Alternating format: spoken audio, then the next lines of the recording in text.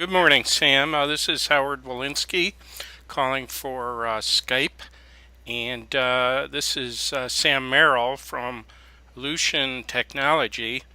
And Sam, can you tell me how Skype fits into your business plan? Sure thing. Yeah. First off, good morning. It's great talking with you. Skype has been a really important part of our business plan. It's we we kind of came up with the idea of working together and taking the highest quality teachers into Asia. And as we Kent Holiday, our CEO, and I have spent a lot of time in Asia. We've seen that there's a problem over there where a lot of people really spend a lot of time and a lot of money trying to learn English and many times without great results. And so we really felt that a teacher is really an important part of that, and being able to take the best teachers over there is a challenge because a lot of them have families over here in the United States. I mean, if you want the people that have a lot of teaching experience, they have a family here and aren't really interested in going and living in Korea or Japan or China, wherever it may be.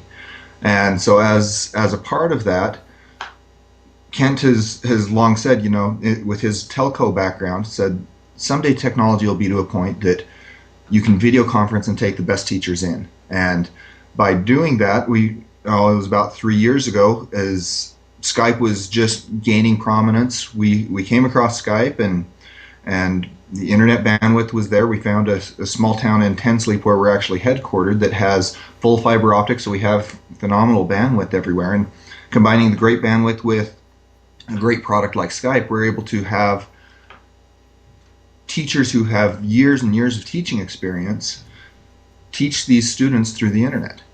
I think some people might be surprised to know that this bandwidth and labor pool are available in Wyoming.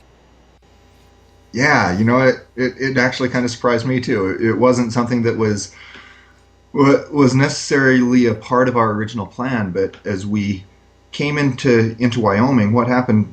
I live in Utah, and Kent had spent the last 10 years in Wyoming, or not Wyoming, but in Korea, and his in-laws were living in this little town called Tensleep, and so he sent his family home while he closed things up in Korea, and of course they go and stay with grandma and grandpa in this little town, and Kent goes to pick him up and finds out, number one, that when he gets there, they're laying this fiber optic conduit throughout this whole little town.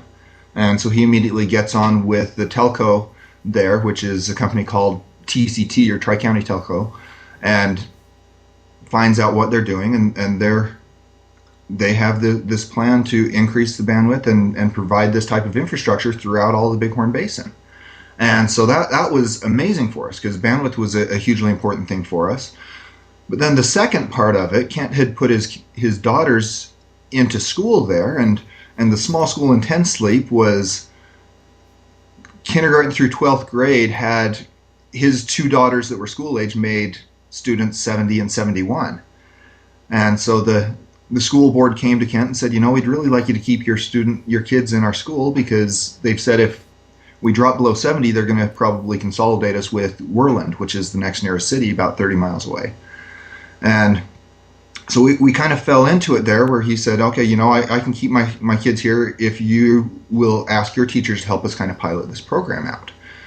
And so a lot of great conditions came together, and we found out that, even in this little town, and probably more so in these little towns, you have a high qualified pool of teachers, because a lot of times teaching in these small rural towns, the only other jobs other than the gas station are either you're a rancher or you're a teacher at the school. And so you get a lot of people that are certified teachers that have teaching experience, and it's also kind of the perfect solution as you're trying to save rural America, is kind of how the governor put it up there, that all of these small towns in the U.S. have been kind of shriveling and dying because of a lack of employment opportunities. And the kids grow up on the farm and go to college and then leave the area and get a job. And so this is something that actually keeps jobs in rural America as well. So it's been an interesting experience, that's for sure. Yeah, I like to call this big Skype country then. I think that's a great thing for it, a good nomenclature. It's, But let me ask Skype you. has pervased into so many of these rural American lives now. I mean, as we go into all of these teachers, they now have all of their families on Skype, and they're all using it to communicate personally as well as everyday business. Do the teachers come to a central point, or are they able to reach out from home? You know, for quality control, we've set up. Oh, I think we have 9 call centers now spread throughout Wyoming, and that, and most of our teachers and most of our teaching happens in the call centers. We do have a group of teachers that we certify and allow them to teach from home, depending on where they are, and checking their bandwidth and making sure that everything is going to keep with our quality standards. But we also have part of our training program, a plan and way to allow people to become certified to teach from home as well, as long as the environments and everything work out right. And how many teachers and how many students do you have now? And most of your students, or all of your students, are in Korea at this point, right? Pretty much, yeah. I mean, and so yeah. So as far as teachers, we've trained over 300 teachers now that are our employees and work for us in some way or another. We've gone through, as far as with student base, I think to date we have roughly 15,000 students or so. Wow. So are they in large classrooms for the most part? I mean, there isn't, or is it one on one? It couldn't be one on one instruction. Well, our whole original business model was all around one-on-one instruction. We thought that, and still believe that the true learning takes place when you're in a one-on-one setting and you're able to sit down and converse and be forced to converse. But as time has progressed, we've kind of had our business models evolve a bit as well, and we've had different customers come to us that have asked us to teach a classroom environment as well. And so in Korea, they're called Hagwons. They're these after-school learning institutes that most kids attend. And in the Hagwon, uh, a student will, I mean, they study English, math, whatever. And so we'll actually video conference in through Skype into a classroom with a big projector and teach them that way.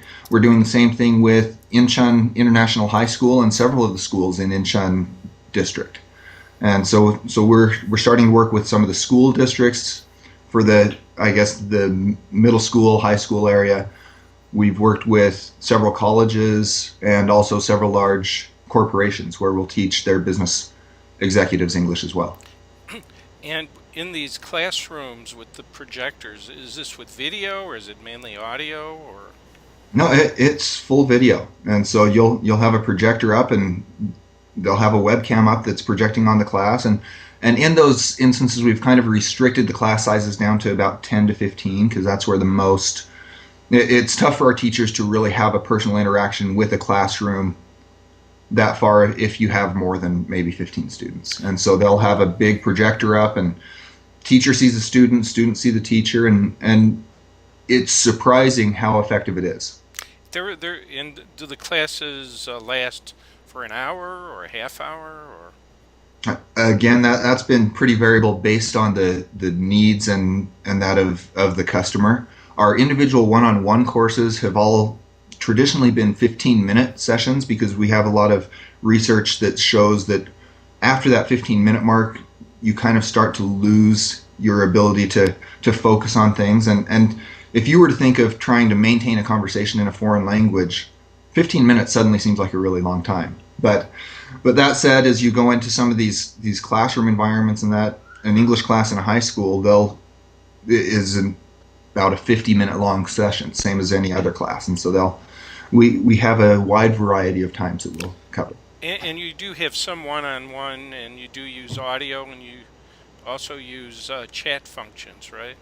Yeah, and the chat's been hugely important, especially in the classroom environments too, where the teachers most of the students in Korea and China, Asia, I guess for that matter, have a really pretty sound English ability as far as reading, grammar. They know grammar better than I do for the most part. But as you look at them, they can read very well. And so if you integrate a chat into a video conference, so you can type up words that you want them to say and say, okay, now try saying it like this, or you're having a problem with the R and the L sound. Let's focus on this area, and use examples and that you're typing up that they can read as well as listen and hear, you really create a comprehensive learning solution.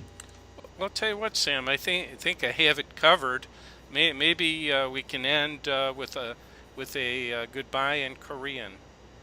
Absolutely, I would love to. So 이렇게 인터뷰해 주셔서 감사합니다. And 안녕히 가세요. So Well, that was thanks for the interview, and I'll talk to you later. I'll respond in English. Thank you very much. All right, have a great day. Thanks, Sam. Bye now. Yep, see you.